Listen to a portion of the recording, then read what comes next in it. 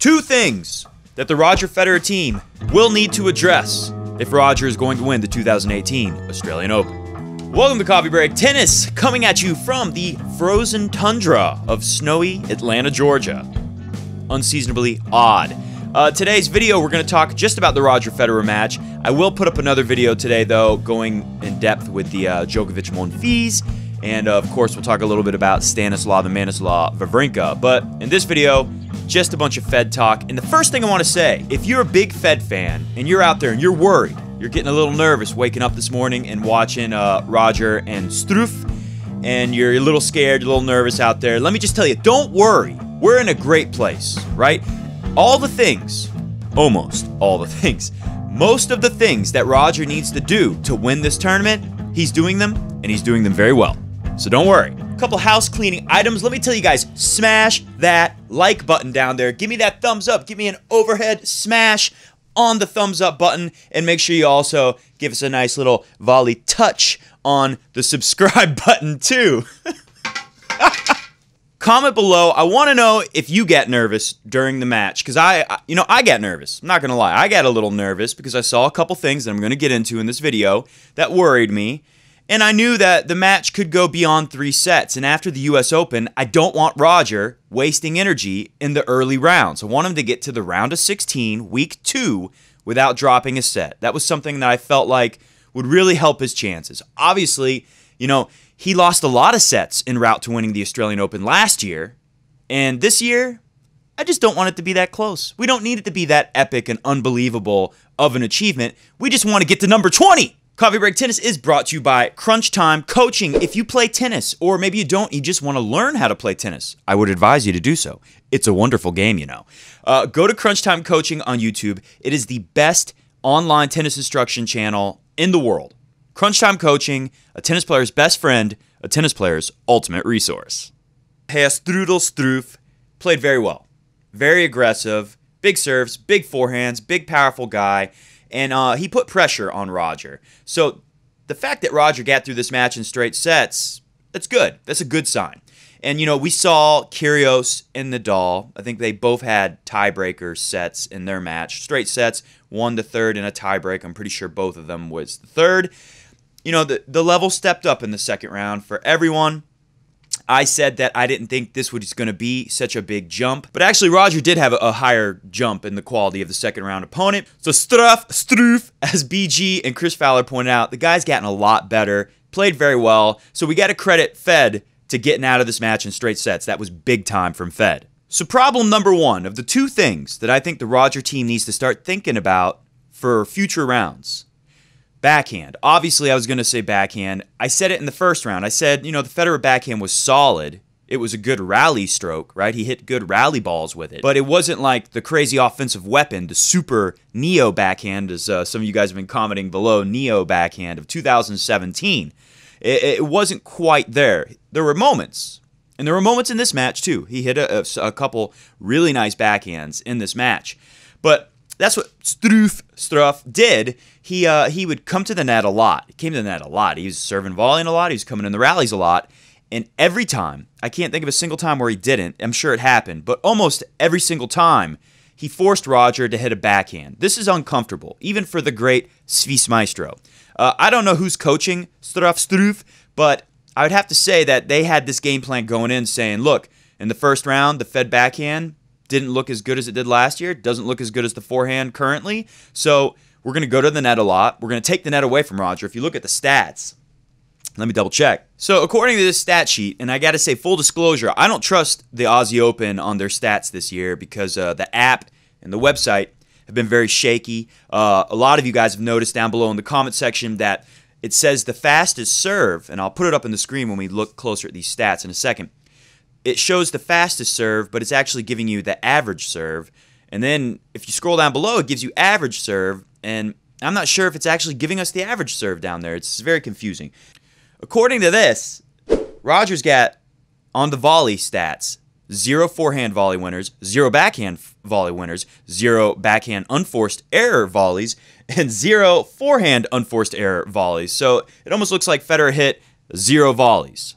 And honestly, I can't even remember seeing any volleys from Roger. But you know what? it wouldn't surprise me because Struff, he came to the net constantly. He did a good job of taking the net away from Roger. That looks like it might have been part of their game plan was take the net away from Roger because we know Roger likes to attack. So you attack.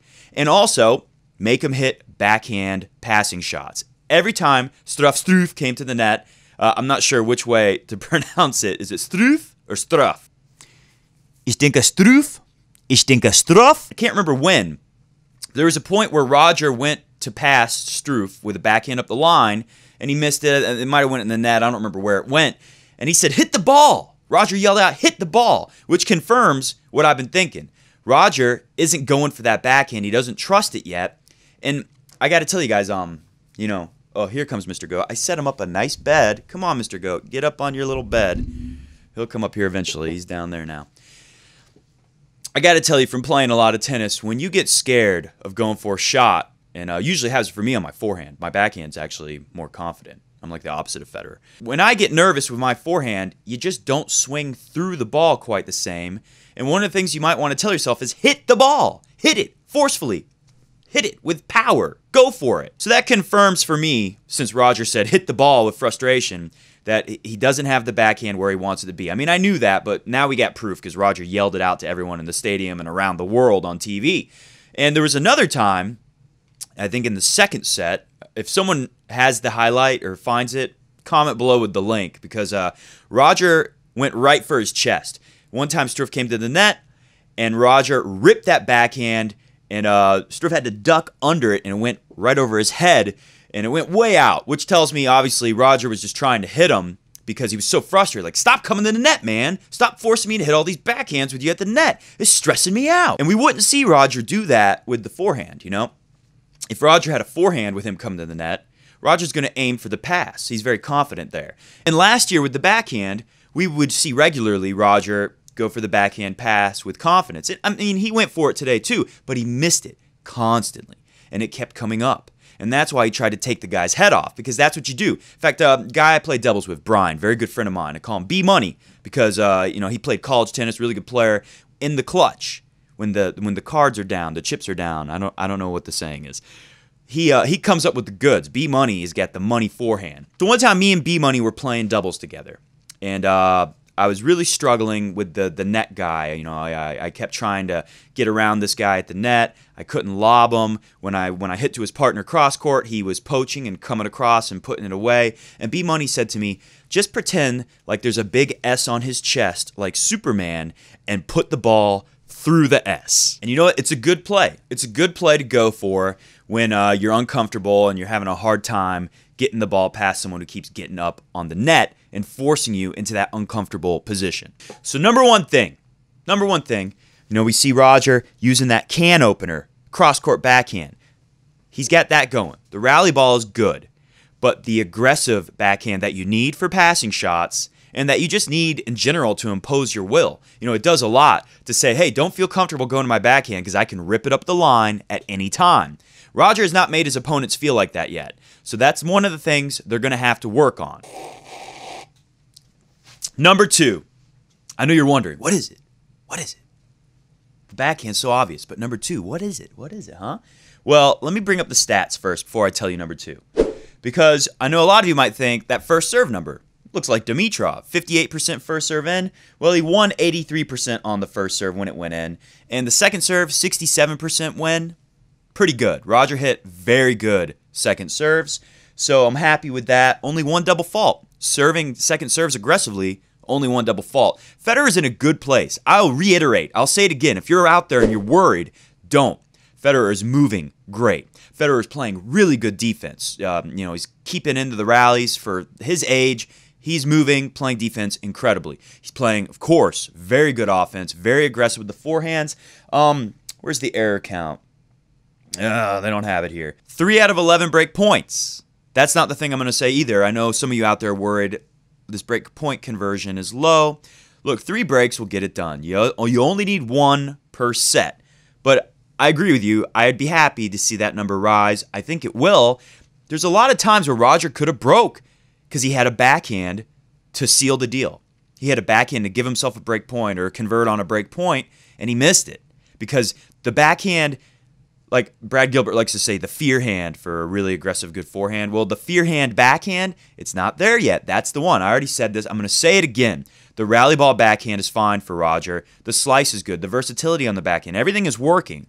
But the one that strikes fear in your opponent that says, don't test me, I can rip it up the line in a rally, and don't come to the net thinking that you can just hit a ball to my backhand and have an easy point to win at the net because I can pass you with my backhand easily.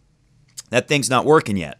And if that backhand had been working, if that part of the backhand was working, I think we would see more conversions on break points. So these things are related. That's why my number 2 reason is not the break point conversion, because I think the backhand gets fixed. You get the fear hand backhand working, the neo backhand, as so many of you commented below. You get the break point conversion rate higher for sure. The number 2 thing, sorry I made you wait so long, is the game plan of the opponent. The game plan from Struff, this guy, the Deutscher Jungen. That game plan.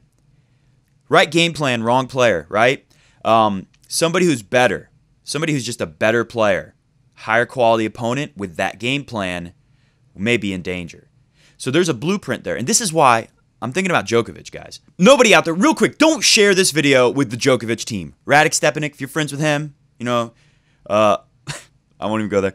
Agassi friend, Djokovic friend, don't send this video to them. Don't let them see this, because if they haven't figured it out, they probably have, but if they haven't, I don't want to help them. And if you're a Joker face watching, you better not do it. Although, you're probably not, because most Joker faces don't like this show. So to me, it's Djokovic who could try this, because he's got Radek Stepanek. This is the kind of thing that Radek Stepanek as a player would see and jump all over. Agassi will recognize it. Craig O'Shaughnessy, the stats guy. Remember, Djokovic hired a stats guru to be part of the coaching team for this tournament.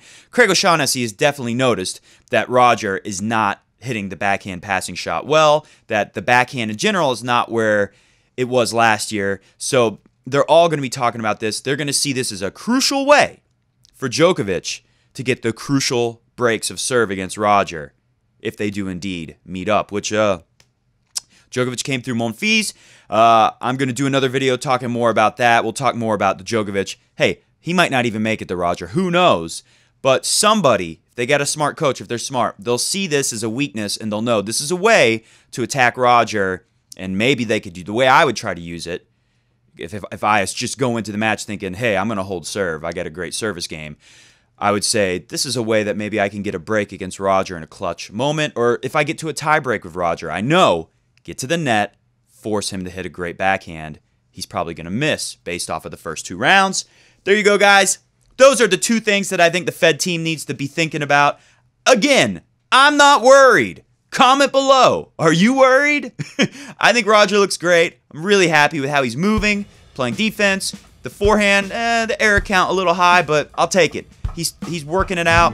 He's getting the forehand aggressive. Aggressive forehand in play, doing a lot of damage to his opponents. And of course, even though the first serve in number was a little low today, serve looks great. He's winning. He's got the placement going. Sure, it was low a little bit today, but that number will come up. And I got a good feeling, just like last year, maybe we'll see some 3rd round magic. 3rd time's the charm for the backhand. We all hope. We hope that the backhand is just perfect. Neo backhand 2017, Roger Federer fear hand backhand, back in action in the 3rd round. Let's look out for that, guys. That's it for me today. Thank you for watching Coffee Break Tennis. I got to go watch the rest of the Djokovic-Monfils match so I can get a really good feel for that. And, of course, we'll talk a little bit about Stan Wawrinka, too. Look out for that video later today. Thanks for watching, and I'll see you guys in the next video.